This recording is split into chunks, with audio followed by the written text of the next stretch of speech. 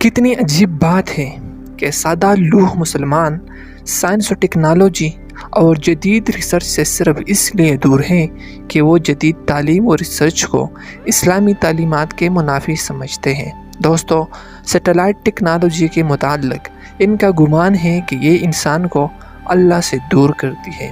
عام مسلمانوں میں اس قسم کے تصورات ابھی بھی پائے جاتے ہیں۔ شاید اس کی وجہ وہ جاہل اور نام و نہاد پیر ہے جن کا دین کے بارے میں علم نہایت محدود ہے، یا انہوں نے دین کی اساس و بنیاد کو سمجھنا ہی نہیں چاہا۔ دوستو، سائنس و ٹیکنالوجی اور جدید ریسرچ میں عبور حاصل کرنا غیر مسلموں کا اثاثہ نہیں بلکہ یہ مسلمانوں کی میراث بھی ہے اور فرض بھی۔ اسلام کی وہ بنیادی تصورات اور تعلیم جس سے تقریباً ہر مسلمان واقف ہے، جدید ریسرچ پر ہی زور دیتے ہیں۔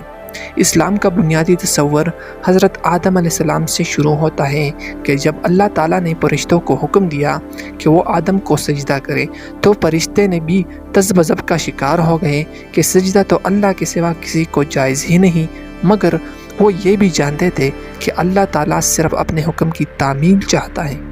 مخلوق میں بھی کسی کو اجازت نہیں ہے کہ وہ اس کے حکم سے انحراف کرے، مگر اللہ نے سوال کرنے کی اجازت بھی دے رکھی ہے۔ اللہ تعالیٰ نے فرشتوں کا تذبذب دیکھ کر آدم کو کچھ چیزوں کے نام بتائے، اور وہ یہ ہے یعنی علم ہے، جس میں انسان کی بنیادی ضروریات کی اشیاء سے لے کر روز قیامت تک کے لیے آدم کو علم دیا، اور اس علم میں کائناتی اسرار کو بھی اشکار کیا گیا۔ دوستو، مجھے کہتے ہیں سلمان خان، اور آپ دیکھ رہے ہو ایزی ایجوکیشن۔ تو بنا ٹائم ویسٹ کے ویڈیو کو سٹارٹ کرتے ہیں۔ Let's get started.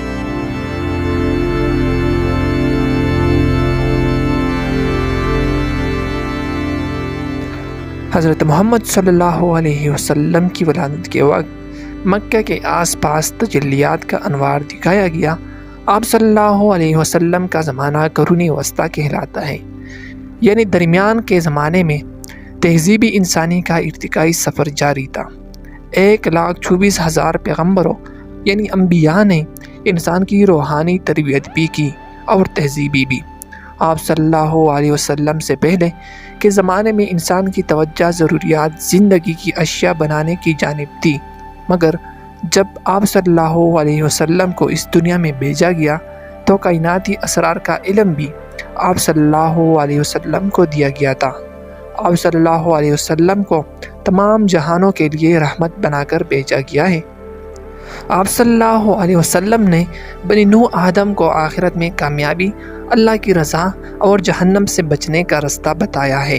آپ صلی اللہ علیہ وسلم کا وجود تمام جہانوں کی مخلوقات کے لیے سراپا رحمت ہے، مگر آپ صلی اللہ علیہ وسلم کی آمد کے بعد اللہ تعالیٰ نے انسانوں کو سہولت اور آسانیاں پیدا کرنے کے لیے وہ تمام کائناتی اسرار اشکار کر دیے کہ جو جدید سائنس کی بنیاد بنے ہیں۔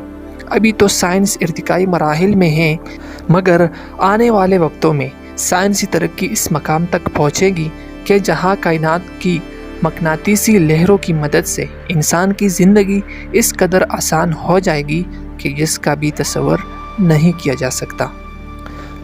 نامی گرامی دوستو، جدید میڈیکل کی تعلیم حاصل کرنے سے بیمار افراد کو صحت و تندرستی اور نئی زندگی دی جا سکتی ہے۔ جدید سفری سہولتوں سے انسان کے لیے آسانیاں پیدا کی جا سکتی ہیں۔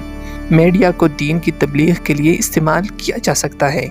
ہوائی سفر حاجیوں اور عمرہ کرنے والوں کو بے پناہ سہولت دی ہے۔ انجینئرنگ کی اعلیٰ تعلیم کی وجہ سے انسانوں کی زندگیوں میں بہت ساری آسانیاں پیدا ہوئی ہیں۔ ہر پہلو میں انسان کو آسانی اور سہولت میسر آ رہی ہے۔ علامہ اقبال اور کئی دوسرے اکابرین نے رہبانیت جیسے طرز زندگی کو سخت ناپسند فرمایا ہے۔ کسی بھی انسان کی زندگی کے لیے آسانی پیدا کرنا بہت بڑا ثواب کا کام ہے۔ یہی اسلام کا بنیادی تصور ہے۔ دوستوں، جدید تعلیم، سائنس و ٹیکنالوجی اور جدید ریسرچ کو اسلام کے منافی قرار دینے والے پیشواؤں کے خیالات اور نظریات کو فروغ دینے اور ان کی تشہیر کرنے کے بجائے انہیں میڈیا میں محدود کیا جائے۔ ان علماء و کرام کو تبلیغ کا موقع دینا چاہیے کہ جو دین اسلام کے تمام پہلو سے بخوبی واقف ہو۔ مسلمانوں کو فروغی اختلافات میں الجھانے والے اور ممالک کے مابین خلیج پیدا کرنے والے مبلغین اور علماء کرام پر بھی پابندی لگنی چاہیے۔ دوستو، دین کا یہ پہلو اہم ہے کہ اگر مسلمان کسی بھی معاملے میں اغیار کے محتاج ہوں تو تمام مسلمان گناہ گار ہوں گے۔ دین اسلام ایک مکمل دین ہے اور زندگی کے تمام پہلو کا احاطہ کرتا ہے۔ انسانی ضروریات زندگی کے تمام پہلو کو مد نظر رکھا جاتا ہے۔ مسلمانوں کو مستقبل کے منصوبہ بندی کرنے کی تلقین کی جاتی ہے۔ ایک مسلمان کی اصل زندگی یہ ہے کہ وہ اللہ کو حاضر و ناظر جانتے ہوئے اپنی قوم کی خوشحالی اور ترقی کے لیے اپنی زندگی صرف کرے۔ مگر اب یہ سوچ عام ہو چکی ہے کہ مسلمانوں کو فرض عبادات کے علاوہ ہر چیز معاف ہے، جس کی وجہ سے ہم جہالت اور پسماندگی کی اتھاہ گہرائیوں میں گر رہے ہیں۔ نامی و گرامی دوستوں، سینکڑوں بلکہ ہزاروں گنا بڑی کئی کہکشائیں دریافت ہو چکی ہے۔ کائنات میں کروڑوں میل کی کوئی حیثیت نہیں ہے۔ ٹائم اینڈ اسپیس یعنی وقت اور حد انسانی ذہن کے محدود اندازے ہیں۔ انسان نے اپنی حیثیت کے مطابق نہایت محدود پیمانے پر وقت اور حد تک تعین کیا ہے، ورنہ زمین کے مدار سے نکلتے ہی ہر چیز لامحدود ہو جاتی ہے۔ دوستو، اگر دیکھا جائے تو سائنس اور اسلام کا بہت گہرا تعلق ہے۔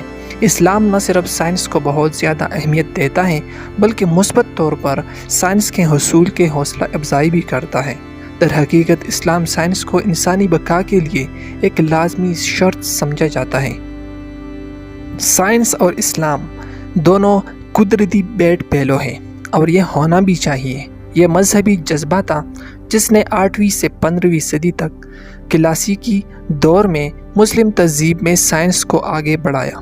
یہ سائنس کی کوتاہی ہے جس نے عصری مسلم دنیا کو غربت اور پسماندگی میں دھکیل دیا ہے۔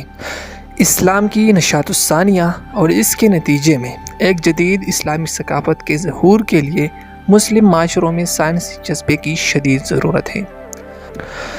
ہم ابتدائی مسلم تاریخ میں اسلام اور سائنس کے درمیان قریبی تعلق کا واضح مظاہرہ دیکھ سکتے ہیں کہ سائنس علم کی ابتدائی تحریک مذہبی تقاضوں پر مبنی تھی۔